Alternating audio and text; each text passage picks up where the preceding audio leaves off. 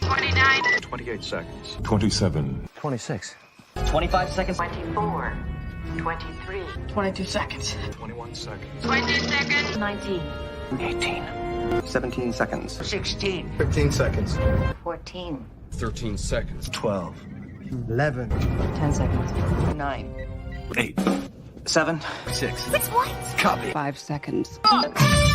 3, 2, 1. Welcome to another edition of Subspace Chatter, the only place on the internet where we have casual and informal conversations about the Star Trek franchise. On today's edition of the show, we'll be talking about Star Trek Discovery Season 5 with the episode entitled Jinaal. It's the third episode of the season. Thank you, guys. And today I'm joined by an illustrious panel. I got Dave and I got Eve. On Dave? Dan and Eve on the show today. Welcome, guys. Sorry, Dan. From 2001. Are you identifying as a Dave today? I'm identifying as a HAL 9000 currently. Good. I can't allow you to do that, Dave. Exactly. Sorry, guys. Just to start out the conversation today, what were your general thoughts on this episode? Eve, why don't you go first? I'll be honest, I'm a huge fan of riddles. So the whole riddle, treasure hunting, that kind of thing, I absolutely love. And I love the fact that the whole episode was really a test. It was a test and they had to pass the test, but they didn't know they were being tested. Like, I don't know why, but I love mind games like that. There's some things that didn't sit well with me in the episode, but there was some things that I'll bring up in a bit that I really liked, like especially to do with Tilly. And I do like that we get to go back to see Michael Burnham's background in xenobiology becoming a key point in resolving the plot, because it's kind of like they'd forgotten that she was originally a xenobiologist. I like that too. With the writers of this episode reaching back and taking stuff about Michael that we've actually learned previously and actually applying it to this episode to make it like a useful thing that she used to figure something out in this episode. So I really like that as well. Dan, what are your initial thoughts on this episode? Well, it's an episode. Yeah. Okay, Eddie. Okay, it's an episode. Okay, I can imagine that though. Yeah, I thought it's a mixed episode. I think I'm not fond of the pacing particularly, and I have a couple of other issues with it. But I do like that they revisit Trill. And there's an episode of the third season that I also like because they revisit Trill. My favorite thing about this episode was the dynamic between Book, Michael, and Culver, as Culver basically inhabits a spirit of someone who was joined with a Trill, and I thought it was really interesting to see the actor who plays Culver to play something outside of the box and very, very odd and very strange. And I really liked it. I mean, for a good portion of it, I thought that he was like using like a voice changer, but I don't know if that was his actual voice. But if that was his actual voice, it really worked for me. The other thing, or the other section of this episode that really worked for me, is all the stuff with Saru and to Lynn. Their relationship has become Tarina. Their relationship to me has become one of the highlights of the series since she's actually come on the scene. And I really like that after, Saru was, approached by that evil, vindictive politician, that he sort of put his feelings for Tarina aside, and he was like, okay, I'm going to do the right thing, and I'm sort of going to remove myself from the situation. But once she found out what he was going to do, I really like how she's headstrong and she actually stood up for her belief systems, and she says, look, that guy is a political animal, and that guy in not to put it lightly, is a douchebag, and I want to make my own decisions, and I'm going to be with who I want to be with, no matter what that guy says. So To be I'm paraphrasing here, Yeah. but really like that about her. To be fair, and this is something I picked up because I've worked on political election campaigns as a volunteer. She actually said she hired him, so it's not so much he's evil and vindictive. She says flat out, I brought him on to she basically brought him onto her team for his political acumen, but she's not going to let him dictate her life. But she did say flat out that he works for her, and she brought him on board because he's very shrewd at the game of politics. Like that was so he's not like evil and vindictive. He's doing his job, to be fair. I found it notable that his name is Devon or Devan. And I thought, that's really like what we know from Vulcan names. That's really quite different. So I was like, do you think like we can take a cue from this that perhaps he's Romulan? That's actually a very Romulan sounding name when you think about it. Yeah. Probably. But I totally get Sarek and Amanda vibes though from these two. Yeah. I didn't consider that. That's a really, really good comparison. But but I'm hyper focused. I'm so hyper focused on their relationship, like their continued relationship and the development of the relationship is one of the most drawing things to me about the season so far. I mean, I'm more invested in the personal relationships than I am with with the awesome mystery box that we've been presented with in these early episodes of Discovery's final season here. So that's really unusual to me because I'm kind of obsessed with the mystery box rather than the poor personal stuff. So it's interesting to me that in the final season for me it's backwards. Yeah. Which is funny. Do any of you feel like that, or is that just me? I'm after the personal side.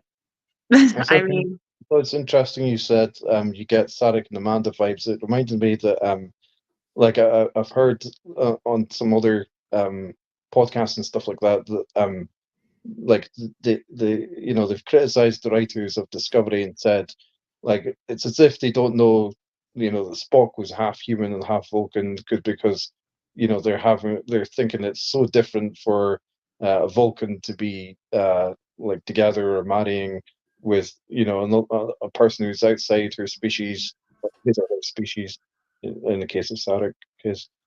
But I don't think it's that way at all. I don't think they're unaware. Who would be unaware?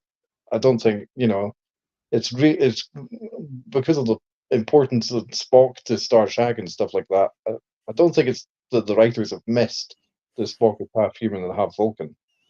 well, the thing is too, like I noticed Tarina, like Sarek has a little bit more of a sense of humor, a little bit more of a nuanced view of the world. That and I mean Sarek. The reason Sarek chose Amanda and chose I can't remember his other wife's name after Amanda passed, but he again chose a human wife. And the reason why he did was because he felt that the Vulcans were getting a little too closed off and everything. And I love that we have, the Vulcan purists are back, which to me is a throwback to Enterprise, where the Vulcans, quite frankly, are outright racist. They're so enlightened and logical, but they're racist as heck. Well, me too. It reminds me of Enterprise as well. But then, like, I looked up that name, the Vulcan purists, and like they have been like at least mentioned before on Discovery. Yeah, but the idea that they're back is interesting because a faction like that never dies out. I mean, we look at the Earth, and I mean there are completely, I don't like using the word, but racist factions that still exist decades, centuries later under various guises. So it's interesting that, even among a species that prizes logic among everything and claims to believe also in diversity with IDIC, that there is a section of them that are so closed off and closed-minded that it's Well, but illogical and not but diverse. but also there's like the Vitoshi tour, like sidewalks, people basically that believe that like they shouldn't be getting rid of emotion and stuff like that. So there are uh, differences in the Vulcan culture in that way. Even Tuvok actually for a while belonged to a sect where they didn't want to eschew emotions. If you recall, I don't know the Voyager episode, but it was brought up in Voyager how Tuvok actually for a while there was not wanting to fully embrace logic. And don't get me started on the fact that Tuvok is, as Neelix said, an angry, sarcastic, cruel person and not logical at all. But there was an episode where they showed Tuvok being involved with something like that. Mhm. Do you guys think that the Discovery writers will pull on that thread, and at some point this season we'll get a reveal that the gentleman that Tarina hired is a Romulan and not really what he presents as, for lack of a better word? Well, no, because there's been now the reunification of the Romulans, so like we know that Right. they know Yeah. that Romulans are living on the Var, so Right. it Right. Right. wouldn't be like a big reveal or anything like that. Right. But I'm speaking more of like, do you think he's gonna be revealed as like a evil Romulan from Rom? the old days. Yeah, we thank you, Romulan from the old. Yeah, thank you. I don't Eve, think yeah. so. Okay. I don't either, but when you mention relationships, the one relationship I want to talk about is Tilly's relationship to everyone else on Discovery. I know Neelix gets a lot of hate in Voyager, and I see a lot of similarities between Tilly and Neelix Really? because I do Okay. think about it. Take away the hatred for Neelix. Yeah, he tends to overshare. He tends to be overly exuberant. He does, he's kind of very Neelix. But there's a lot of episodes where Neelix was truly the moral compass of the ship. He was truly like the center of the ship. And seeing Tilly stand up to Rayner and be like, respect goes both ways. And, you have the crew, just because you can analyze the crew doesn't mean you know the crew. And the crew needs to know that you give a crap about them if they're going to follow you and stuff like that.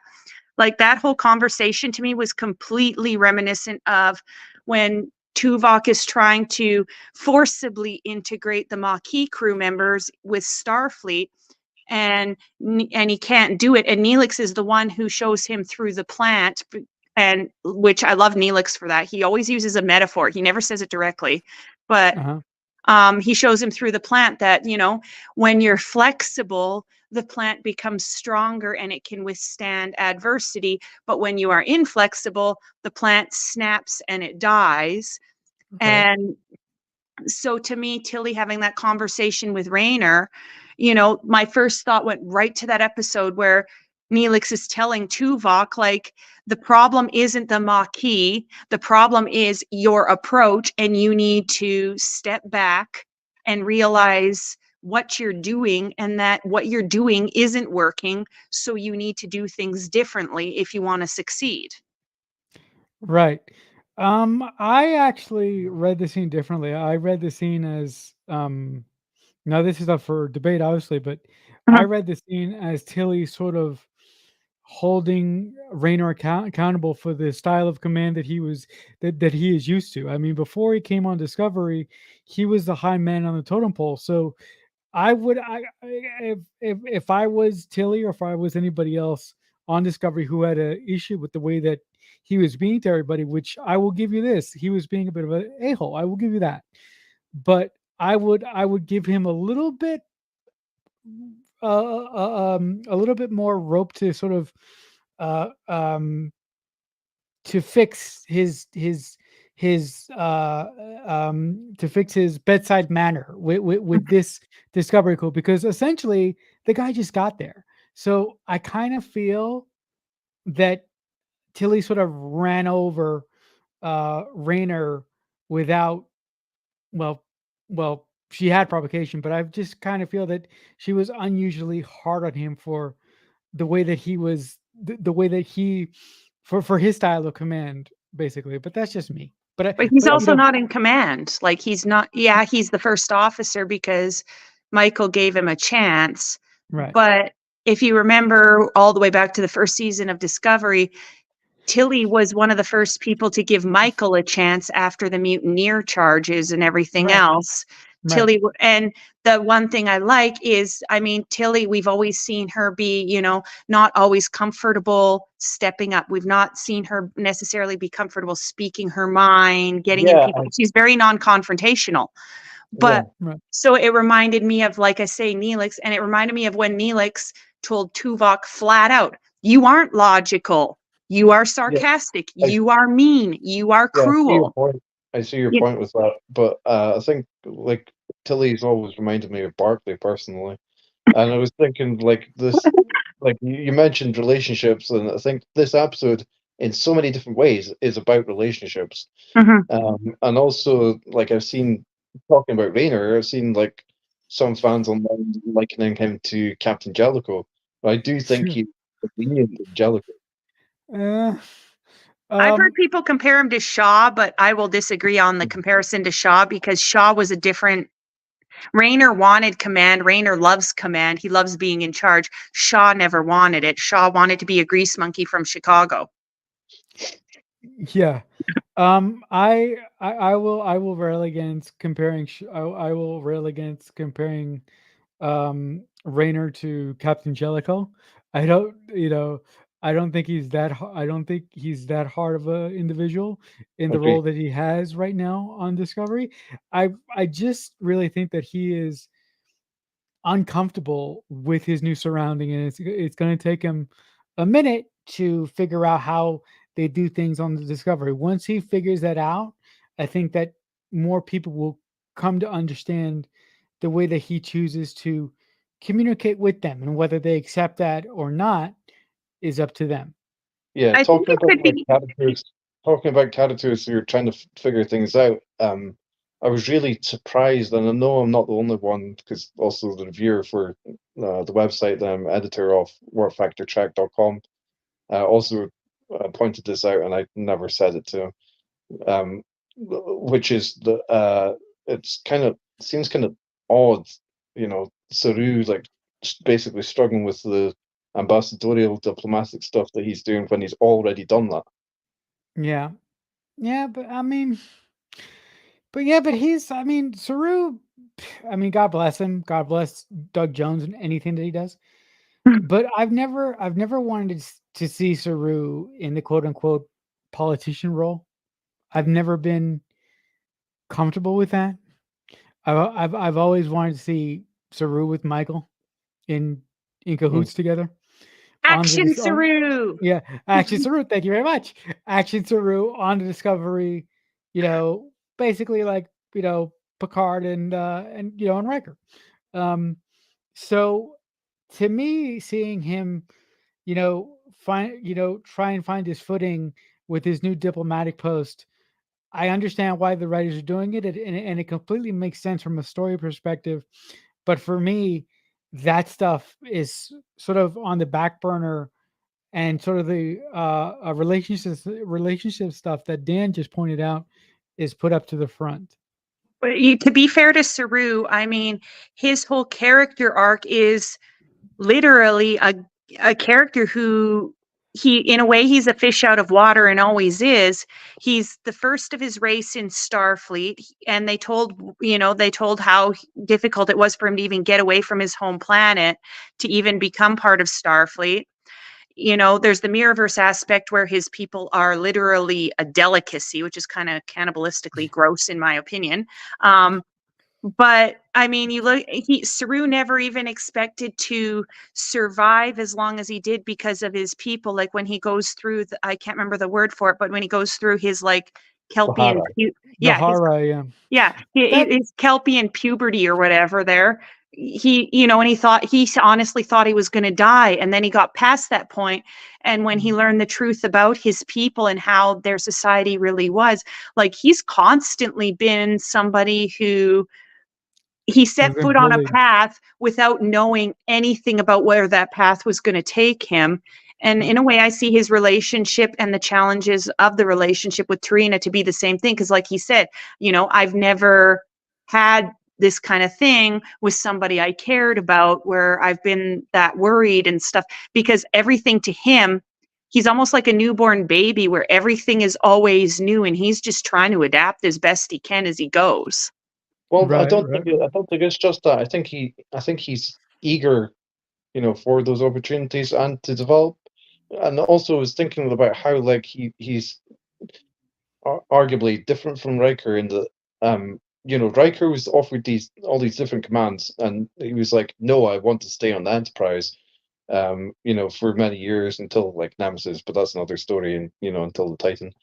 But then Saru, like the start of the third season, like they go through a whole year Mhm. waiting for Burnham. No, Burnham's waiting for them. I'm thinking wrong, but yeah. Anyway, like, it's not certain that they will make contact again with Burnham, but Saru is in command of Discovery, so he's already, like, had that opportunity in a way, Mhm. Hmm. so I think he's Yeah, eager to develop. yeah. Look, I've been of all the storylines that have been given to us throughout Discovery's 5 seasons, Saru's been the most intriguing one to me and the most interesting one to me because, like Eve and Dan pointed out, Saru has always been one way, and these challenges that these challenges that he has overcome and faced throughout the 5 seasons has turned him into a different character. Just one quick word on that episode when he goes through puberty for his people.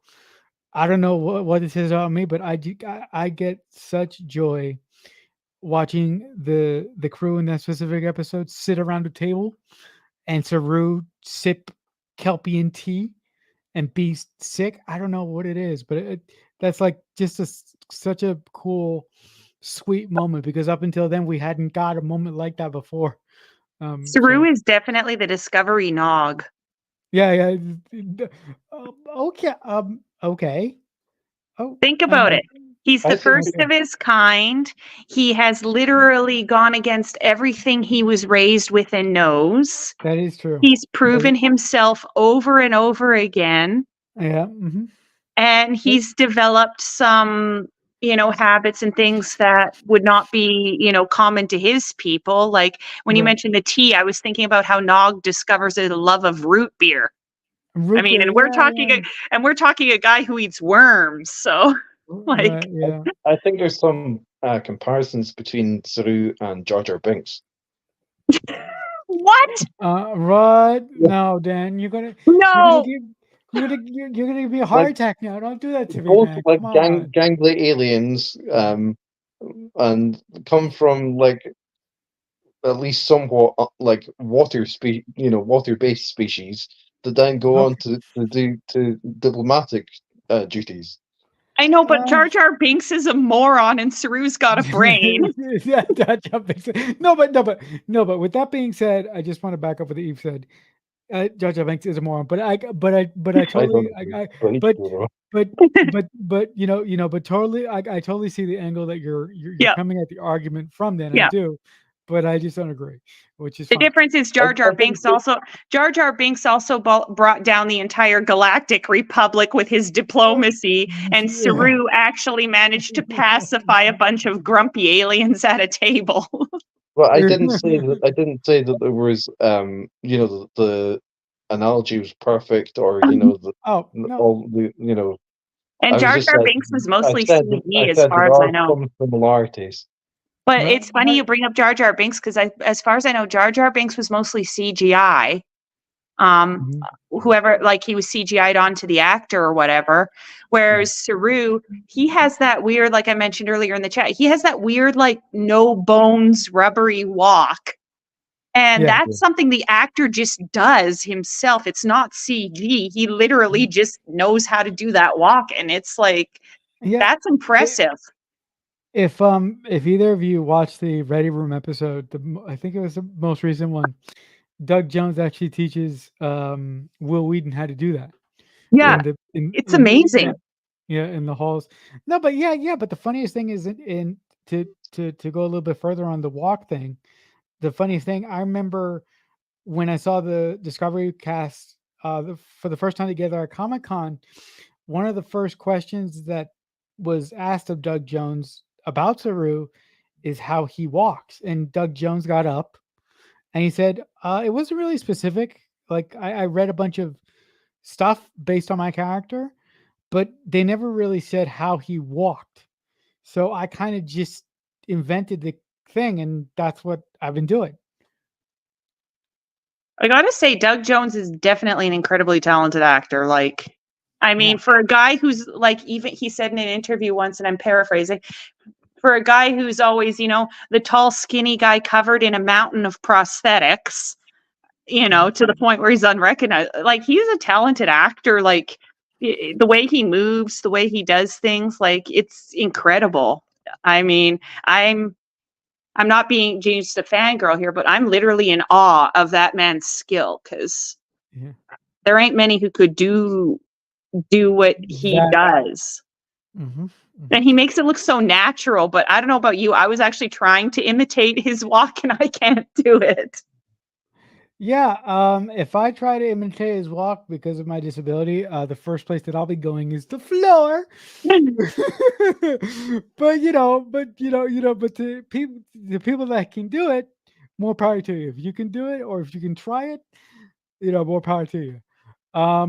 Did anyone like the way Reno reacted to Raynor? Like, I have a feeling that if we see more of Reno, her and Raynor are actually going to get along really well. Mhm. Because she's just as aggressive and abrupt and in your face as he is. Like, she wasn't buying his BS 1 second. Yeah. Reno has always been that Starfleet engineer, as long as she's been a part of Discovery, that is kind of like haphazard. I mean, I do want to say a word, but I'm not going to say it here because we're a PG channel. She's very matter of fact. I'll put it nicely. She's very matter of fact, and she says what's on her mind about whoever she's speaking to, and that's always something that I've really appreciated about her. Dan, what do you think about the sort of scene between Raynor and Reno? Did you like it? Did it play well for you? Did he That's freeze? Oh, that's an there you go. interesting question. I wasn't aware of such a scene. It's in this. It's in when he's telling all the Oh. crew members to come in and describe themselves in 20 words or less, something he can't find in their file, and she basically just tells him he's full of it. Yeah, I think I'm barely like remember it, but Okay, I no, thought it was yeah. more notable like in the scene where she's with Stamets. Oh, Simmons. You know, careful because Relationships again, Yeah, Mhm. because she calls him Space Daddy It's Space Yeah. Daddy. Space Daddy. regarding Yeah. Adira.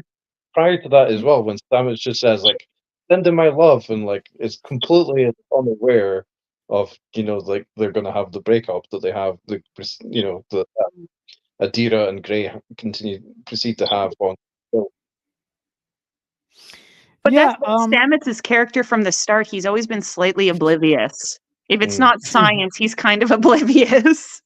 in a in a charming way. The moment that Anthony Rapp won me over as a character was way in the early season of Discovery, when one of his first interactions with Michael Burnham in the science bay, and he goes, "Are you a lurker? We don't like lurkers here."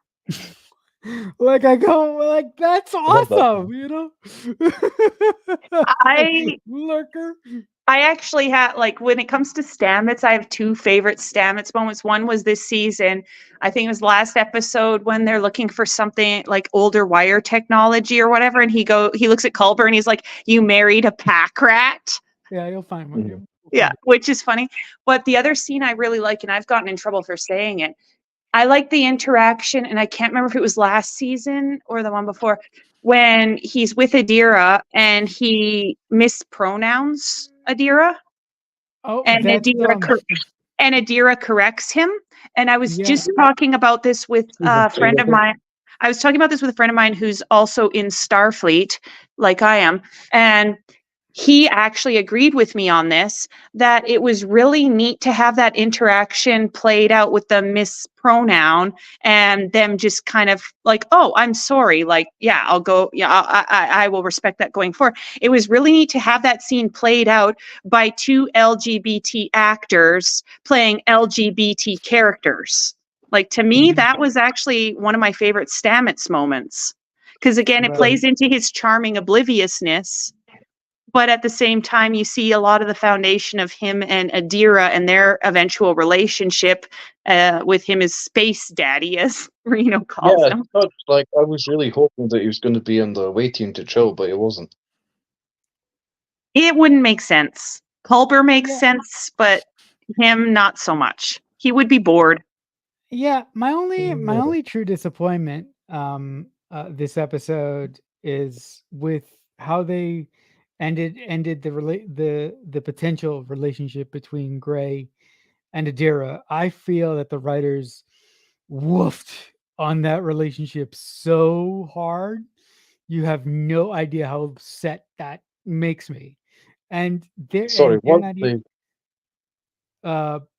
no.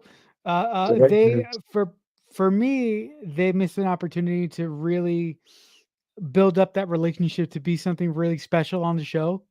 Oh, right. And I feel that they didn't handle it in the right way.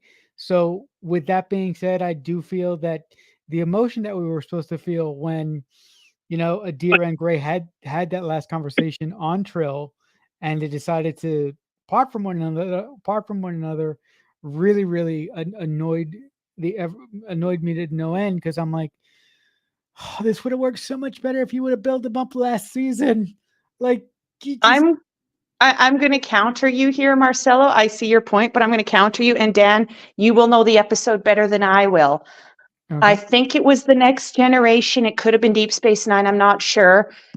But it featured a Trill played by John Glover, who forcibly stole a symbiote, and his partner was all supportive of him and everything. And the doctor said flat out, you do not realize he's going to become a different person, because Trills and their joining, it changes who they are when they want to go on that path to be a joined Trill. It changes who they are. Yeah, isn't it the episode entitled Dax on Deep Space Nine? No, I think it's Invasive Procedures from DS9. Okay, yeah. I just remember it's John Glover, and he comes aboard to steal the Dax symbiote, and he and his partner, I say partner because I don't remember if they were married or not, but his partner and everything is all on board, and even he was told flat out, like the partner was told, you don't understand. This person, if they join, is not going to be the person you knew. They are going to be a different person on a different path. So in that sense, to me, the breakup makes sense, because they're now on two different paths. Gray is on the path of, becoming a full Trill, whereas Adira really is on a path that's in space. So it's again the different personality, because there was a difference in the personality of Gray in this episode. Like, Gray had a very different personality. Right. Well, Gray is now a trainee. Yeah, but one of the Guardians. But and the Guardians live a celibate life. That was established that the Guardians live alone. Yeah, because they have to. So the discussion when you're talking, what Marcelo said, so it gave me a flashback involving Neelix, which was like, I was really glad that they had a breakup scene. Like, Neelix and Cass weren't given that, and I know like yeah. Cass just decided to go supernova in the hallway of Voyager. Voyager. Thank you. God, my brain is not working.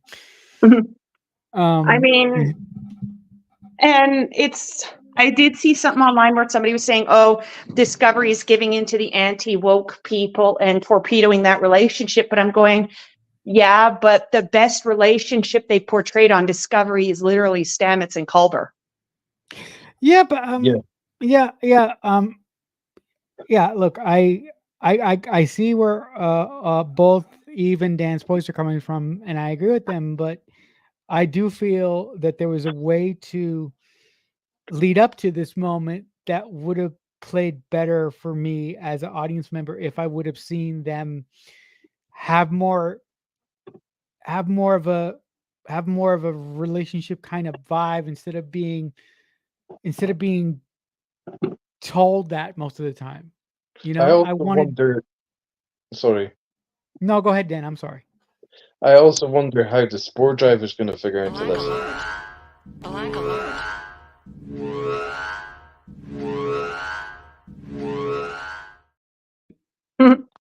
Did you do that? I didn't do that. I was paying Yeah, attention. I did that. Okay, good. Okay. What do you mean by how the Spore Drive is going to play into it? Now you've got my attention. Well, like where Stamets is concerned that well, I've watched ahead, so I really shouldn't say anymore. But Okay. just the His plot point. legacy. Yeah. Yeah. Well, that's a hint. So I'll keep an eye. I'll keep my eyes open and my ear to the ground for that one, Dan. Yeah, no, but this episode is just a whole lot of fun and some great character work, specifically for Michael, Book, and Culber. I thought it was really wonderful, and it was really cool to be back on Trill. Like, I remember the first time that we went to Trill, and Michael stepped into that pool or the Trill consciousness, and I thought that this is the coolest thing that we had ever seen, and I just I lost my mind with that. So The actually, other like about those caves, like I've got a question, because other people have interpreted like different ways, which is, at the end of the episode, like what sort of ceremony they're performing? Is it a funeral, or are they just releasing the symbiont back into the pool? Yeah, I have no idea. I wouldn't. I have I no wouldn't idea, but I sit there and the first time I saw Trill symbiotes in Deep Space Nine in the pool, my first thought was, oh, it's Goa'uld from Stargate. So that shows you where Oh, my yeah. brain goes. Oh yeah, that's right. The other thing that I've been obsessed with, and I can't remember on what Star Trek stream I said it on. So if I said it here to one of you lovely people, you'll have to forgive me. But I'm obsessed with finding out if this object or if this MacGuffin has the ability to really bring people back, because I'm remembering where I said it now. Because if they truly had the ability to bring someone back, I would love. This wouldn't make any sense whatsoever. It wouldn't make any sense. I would love for them to bring back Terry Farrell as Jadzia Dax. That's just me. I know it makes no sense, but if I was writing the episode, I would find a way to make it make sense. Pray to the great koala, and may the great koala grant your request. Yeah. Oh my god. I love that. I But love no, that. also like I think if they established that it does and that they can and that they recovered the technology, so they basically eliminate death, which is what some Right. fans have argued that the sort Right. of magic can blood and into darkness does. Right. Then and by eliminating death, you're also eliminating stakes. But also Yeah. eliminating, well, not so much eliminating it, but reanimating people. Mhm. That was covered in Voyager with the episode featuring the Kabali. Right. Right. So they've done that.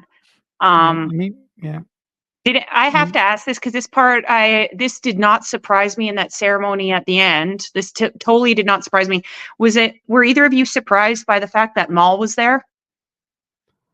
No. I mean, at the very end when they were all doing the ceremony and and this one cloaked figure turned around and she walked towards the camera, and we found out who it is, I went, clever girl, clever girl. Well, as soon as Uh, the hand touched the sleeve on Adira and the little drop, like I'm assuming it's a tracker or something, yeah, it's a tracker, I think. right away I was like, yeah, I wondered where they were, because to me it seemed too easy that they weren't there the whole episode. If they're that smart, like Book said, she's that smart and that resourceful, even if, like, I don't get the sense that Locke is all that smart. He seems more like the muscle. Well, Yeah, also, yeah. like, it And Maul is undermines a brain. it undermines Guardian Z's like faith in the security forces of Trill. Well, yeah, Mhm. because it's arrogant to assume your security forces can handle anything. I mean, Mhm.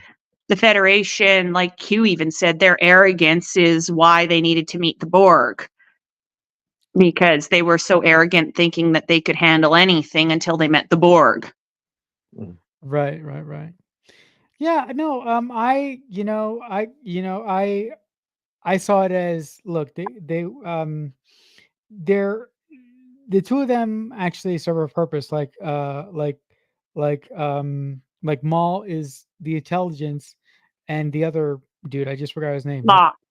Locke is it. Locke is the muscle, but I do believe that the whole reason that they're going after this object is completely for not what we think it is. I think that they're after this object not for the money. I think they're both after it for personal reasons.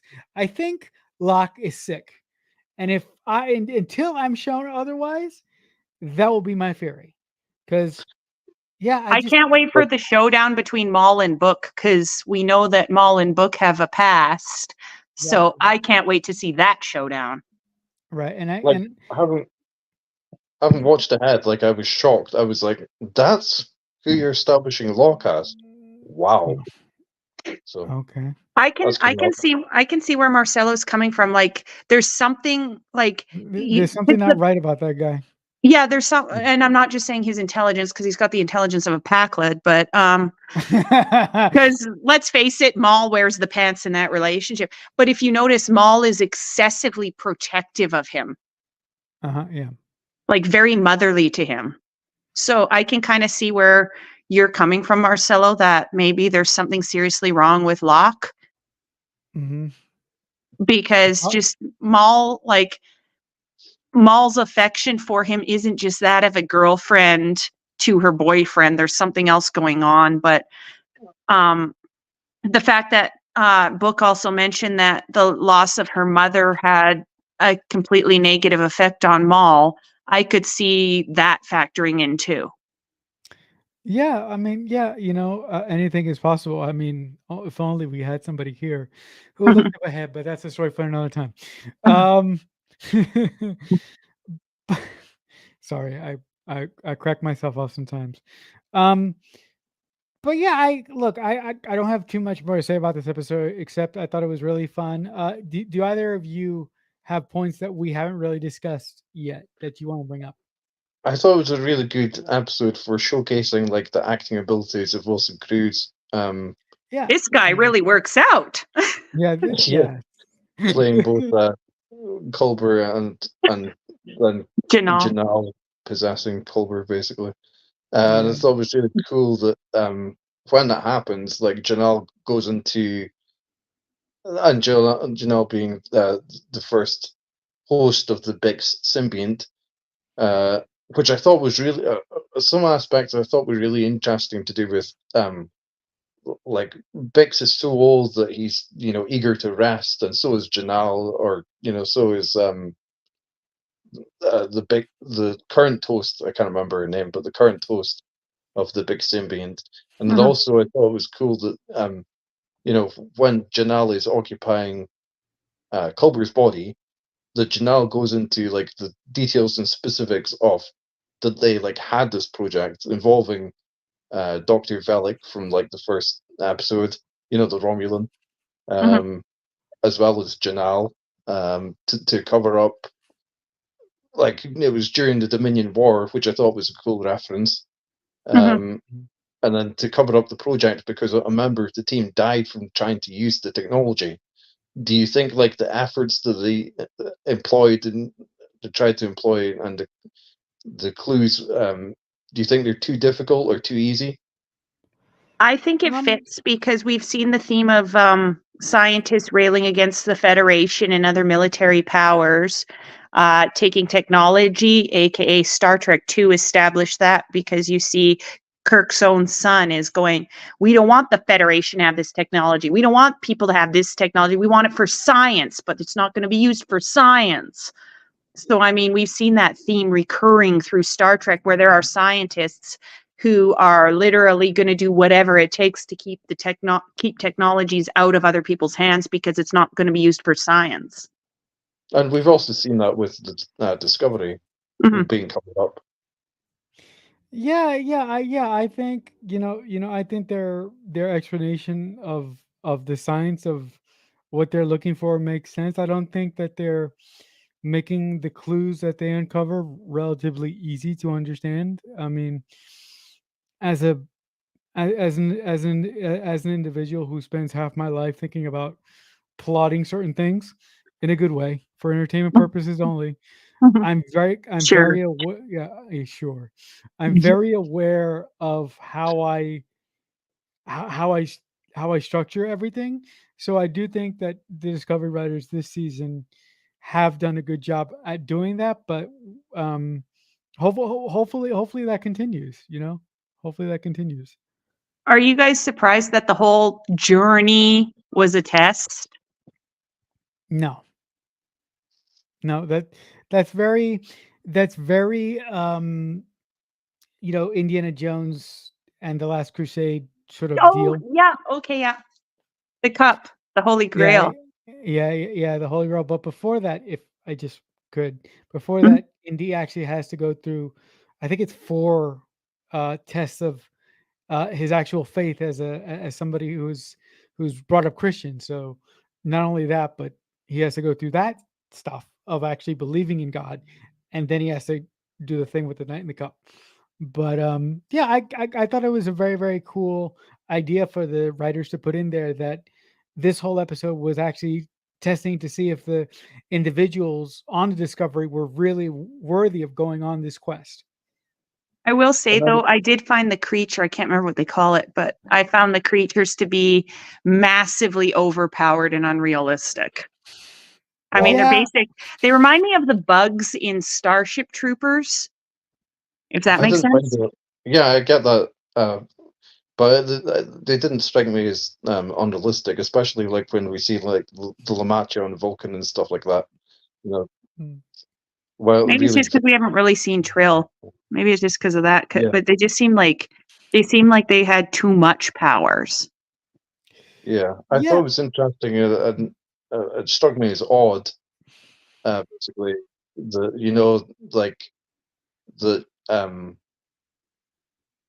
the current host of the Big Symbiont gave the puzzle to Guardian Z to say like make sure it's make sure the seekers are genuine, basically. Mhm. mm. Yeah, oh my God, I just had a thought. Mhm. And the thing on on Trail, the big monster thingy. I Yeah, just I just I just saw it as like a big giant space spider. Um so I wasn't overly thinking about whether it was too powerful. I just thought it was a cool thing for the characters to run from and a cool thing to build up tension in the scene as they were trying I, to prove their worthiness. I thought it was basically like a redo of the Horta with finding the eggs. Actually, they're not out to Oh, get us. They're just protecting their infants, basically. And then also like we talked like last time we sure about like um the unusualness, basically, for lack of a better word, of seeing biological functions by species that you're like, Saru. oh, yeah, yeah, Saru in that case, yeah, and in this case it's cloaking. I thought that was Yeah. cool. Well, the Yeah. Jem'Hadar have the ability to cloak, so it's And not the that's first true, time yeah. we've seen a cloaking And species. also the hunters of the Tosk, I think. Yeah. The Tusk. But Okay. I will say the whole design of those giant bug things really, like, the first thing that popped in my mind was Starship Troopers. Mhm. The bugs there, like the four-legged giant bugs. Like, I think Yeah. like you need like massive spider things also in like the Harry Potter films. well, that was just a plain massive spider. Oh right, okay. Just Thought it like in was like Lord of the Rings, it was a plain massive spider. yeah, yeah. But the I don't. Starship Trooper bugs had those like weird abilities and like huge forelegs and all that. Like, I don't know, it just screams Starship Troopers to me. And I was just like, really? So we mentioned a little bit ago that we don't think that the clues that the Discovery writers are feeding out to our characters to actually go and find this MacGuffin for the season are too hard. But do you guys think from now on, from here on out, the clues will get a little bit more complicated and get a little bit more difficult for them to figure out because we are, continuing to move through the final season here? I think so because Discovery's got a history of dropping clues like the Red Angel or whatever it was called. Like that whole thing was a series of clues. Like Discovery is very much based around clues and following a quest. It's very Right. much like it reminds me of a video game in that sense, like an MMORPG video game where there's clues and hints and everything, and you got to follow it to get to the outcome.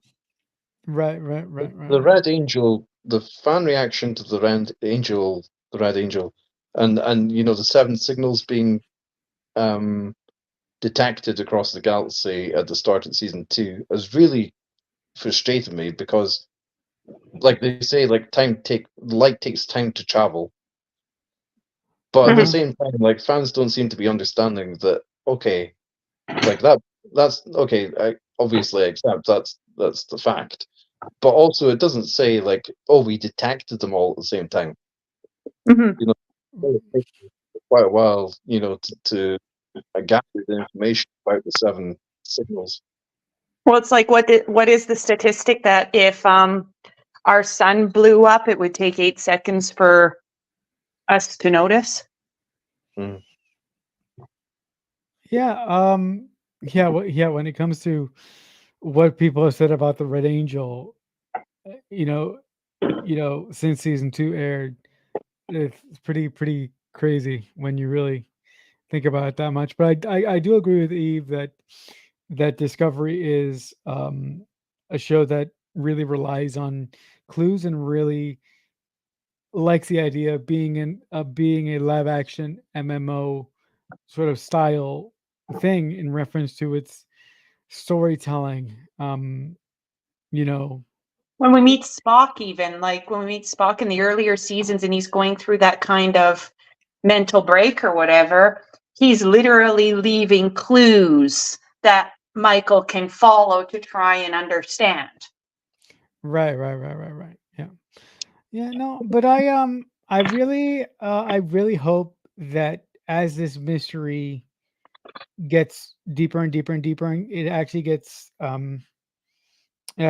solvable to an extent that we see more connections to, older Trek in that in that this storytelling device is basically rooted into an episode of TNG. So I had heard Michelle Paradise say online that there's a sort of like a Deep Space Nine connection. So maybe she was getting my hopes up, but I'm excited to see if that plays into it at all.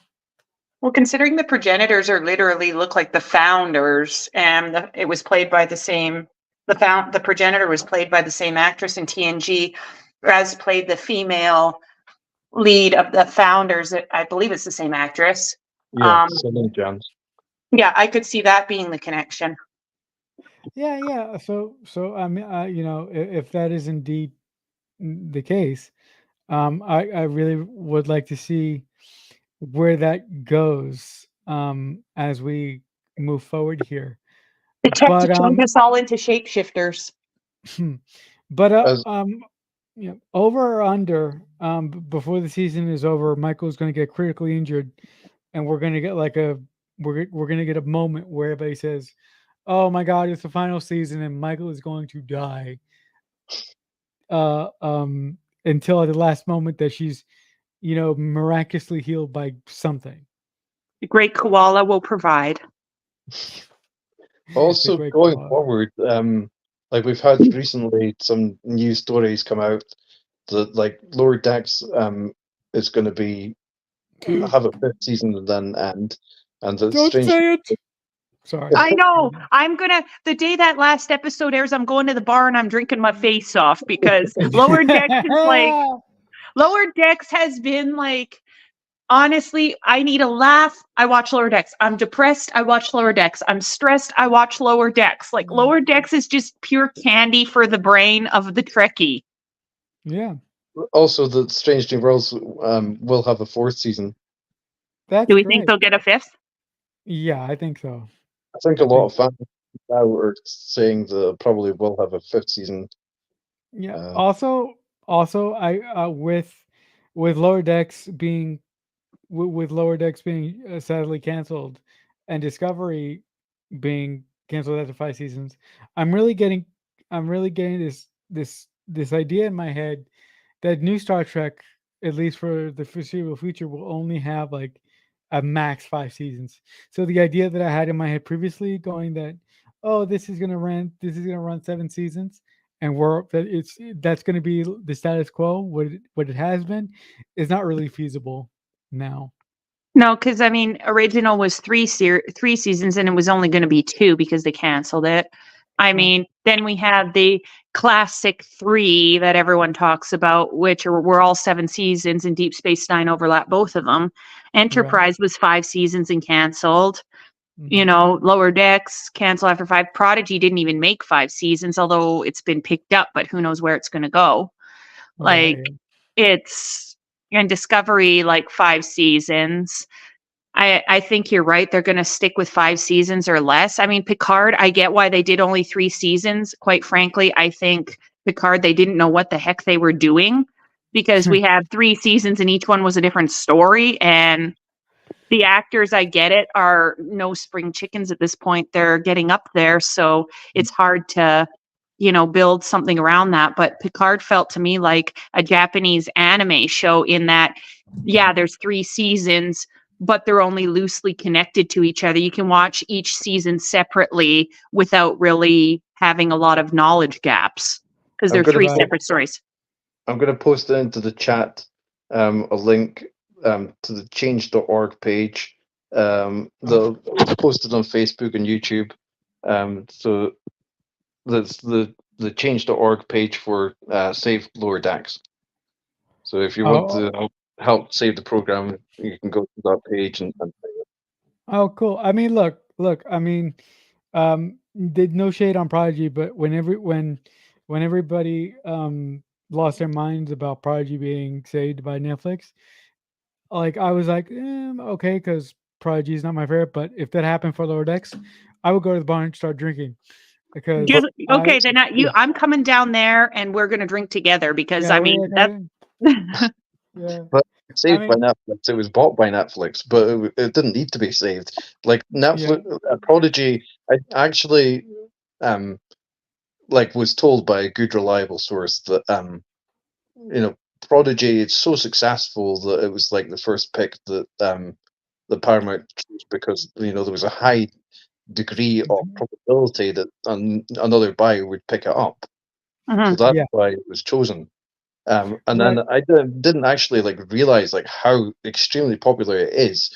But then yesterday, I looked at the Rotten Tomatoes ratings for meter.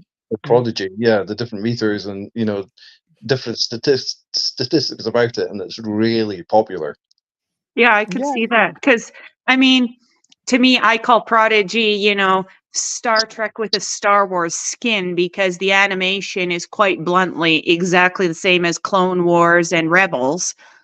But I have music students who watch Prodigy with their families, and it's their first Star Trek, and it's a good show for kids because it's a bunch of kids, out in space, doing their thing, trying to figure things out. Like, it's actually a really relatable show for a young audience. And the thing is, no offense to the original fans, and by original fans, I mean people who were alive and old enough to remember the original series being on TV.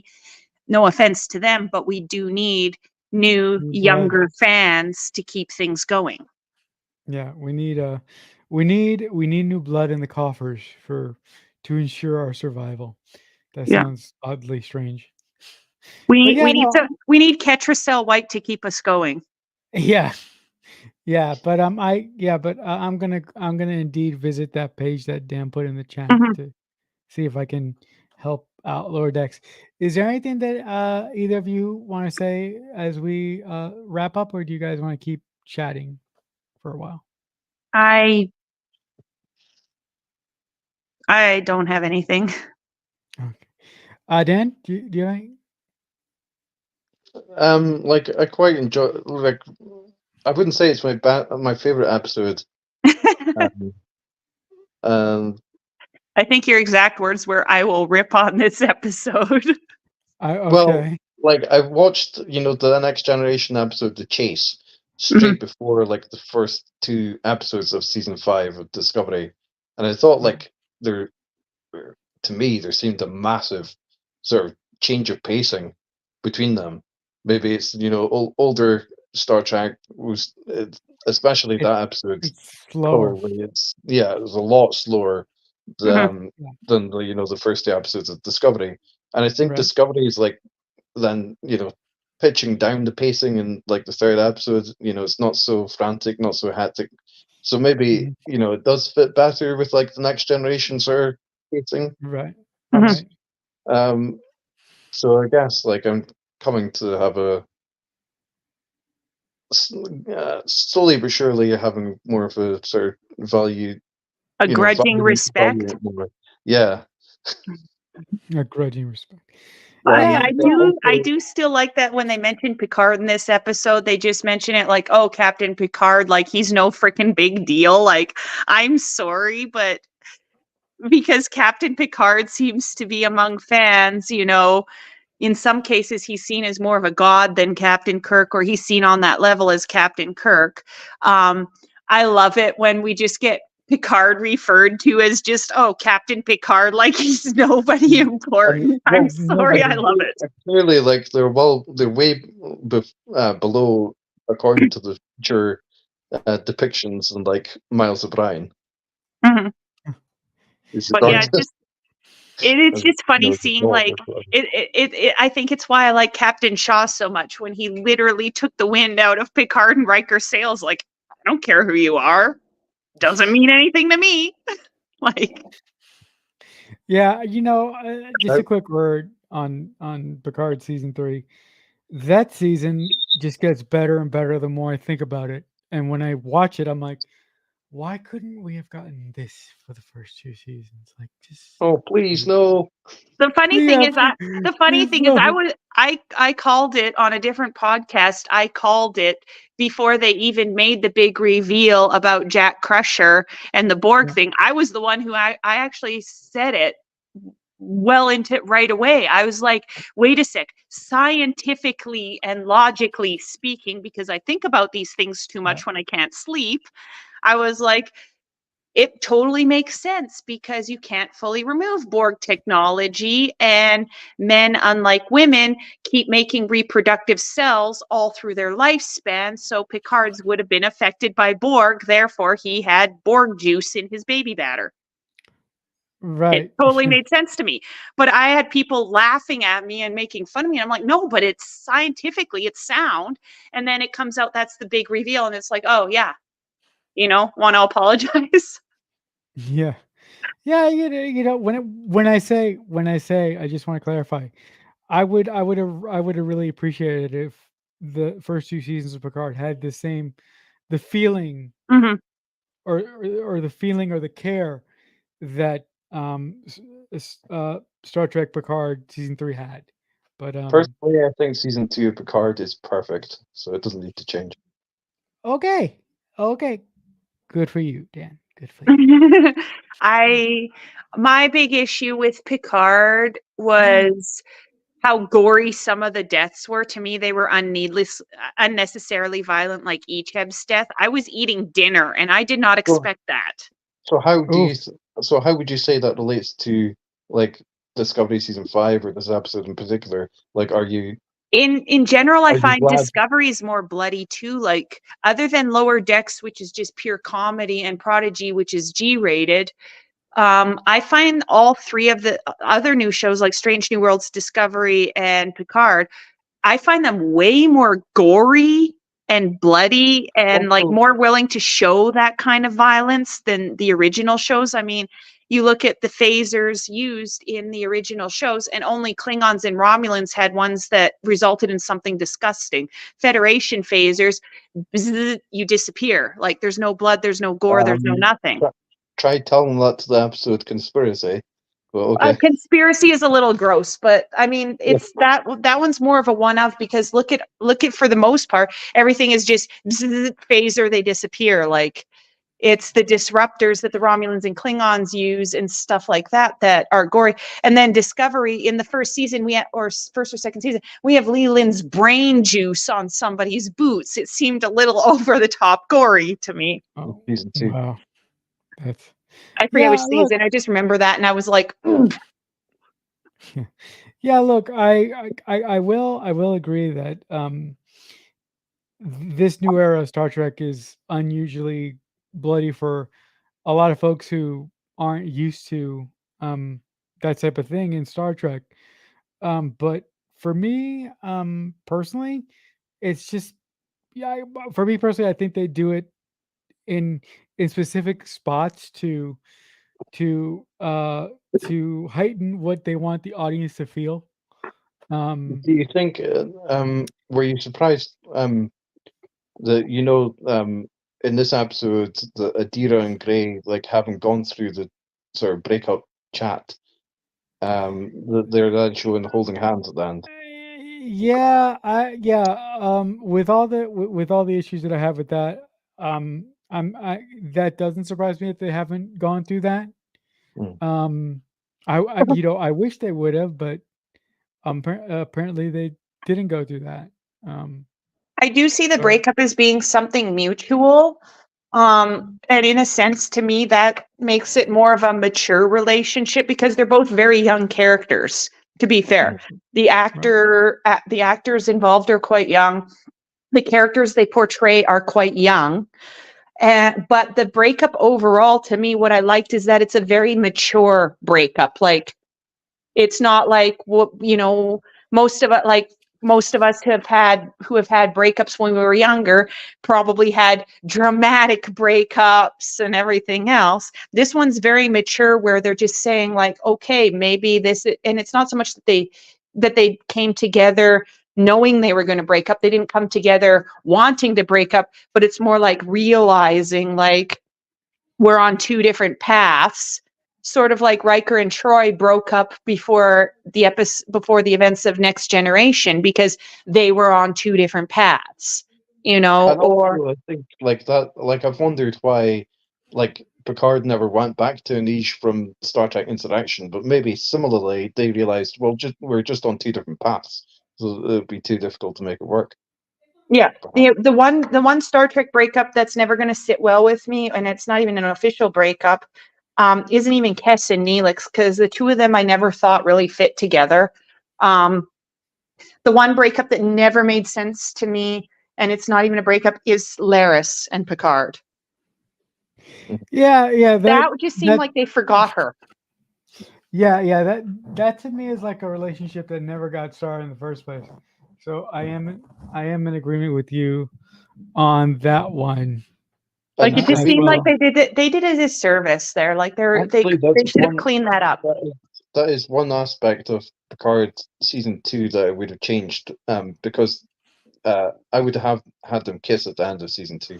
Because they go through like the entire season considering like whether they're going to be romantic partners and stuff like that, and then it seems like at the end, like, that's not actually confirmed that they are, or Yeah, it's just like it was left. She was forgotten. She was just forgotten. Like, and I mean, Star Trek has had good portrayals of relationships and poor portrayals of relationships. Like Miles and Keiko get a lot of hate, but if you actually sit down and look at their marriage, it's fairly realistic, especially because they have different careers and stuff. And I've seen a lot of parents, okay, I've seen this more in my families that are new to Canada, where the mother sacrifices, the first years of her children's lives.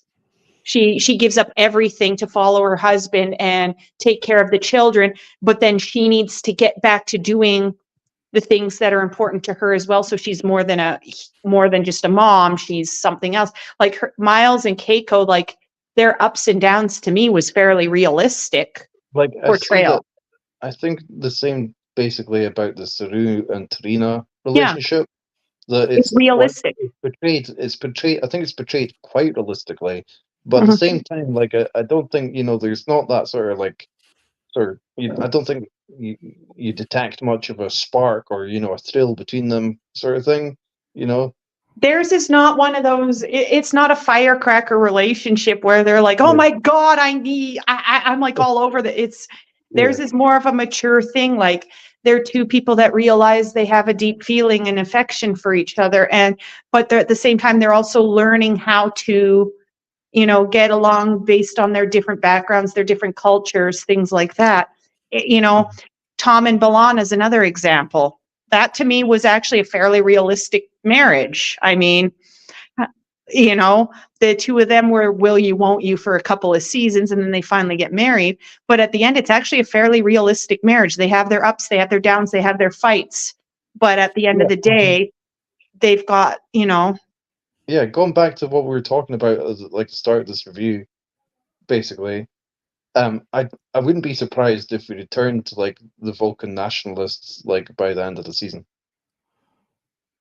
That's possible. It's definitely possible. That's possible, but I sure hate them. Yeah. I mean, I don't. I mean, I really, really am liking this season so far, but I find it, for some reason, I find it difficult to talk about it. For some reason, I don't know if I am like just in some sort of delayed morning or whatever, but I would feel like I probably am in a delayed state of mourning for my Discovery being gone. But with that being said, I am very interested to see the remaining episodes that we have of the season coming here. And certainly would recommend episode 4. I hope viewers enjoy that. Episode 4 is going to be a whole lot of fun. Okay, this has been bothering me since we started. Are you seriously wearing a Star Wars shirt, Dan? Oh, yeah, sorry. Oh, yeah. I'm sorry, that's been bothering me. That's been bothering me. I'm like, bro, wrong franchise. Yeah. Well, that's why I made the comparison between like Saru and Jar Jar Binks. Oh yeah, because the shirt, yeah. Yeah, but Saru's got a brain and Jar Jar does not. Yeah, you got Star Wars on the brain. And Saru is not annoying. Jar Jar is annoying.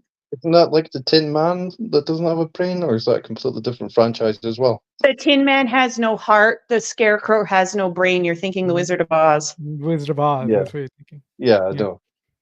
Yeah. But no, like Jar Jar Binks, I'm sorry, he is one of the most annoying things to ever come out of Star Wars. I love him, and I love Saru as well. So I'm glad that. If you love Jar Jar Binks, don't look up what eventually happens to Jar Jar Binks after the fall of the Republic, because his ending is not a happy one.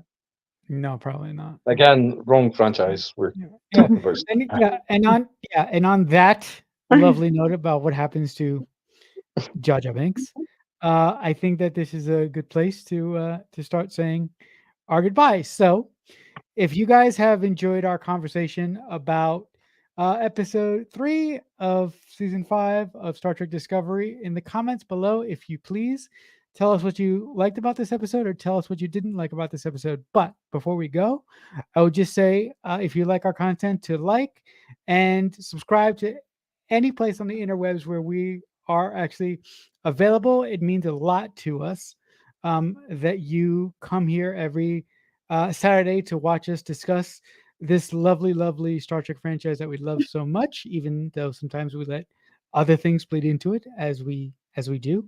Well, But somebody should change his shirt. But also with this review in this episode, perhaps in the comments, like let us know, like if you think that how the episode ends. Basically, like, do you think it's a funeral ceremony that they're having on Chill, or do you think it's Yeah. just that they're releasing the Symbian back into the pools on Macalla? Yeah, that's a great point that Dan brought up. You know, really go into it and really dissect it down there in the comments if you like, and let us know. And you know, maybe if we get any good comments, we'll bring it up in the next episode that we're gonna. So you know, it's audience participation, guys. It's really big. It was really big one time, so it'll be cool if we get some of that. But Dan, if the if the folks want to you know, talk to you about anything having to do with Star Trek or that other franchise, where can they get to you online other than obviously here where they are watching this video? So I'm not only like definitely well into Star Trek and starting to enjoy Star Wars more than I used to. Got a general sci-fi website at sci-fi-scan.com now, and if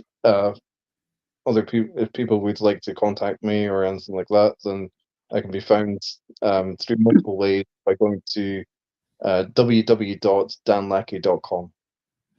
Awesome.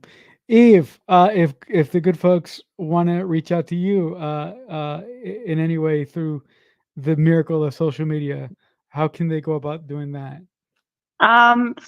Most people can reach out to me through my Facebook and Instagram at Star Song Music, which is in my header there.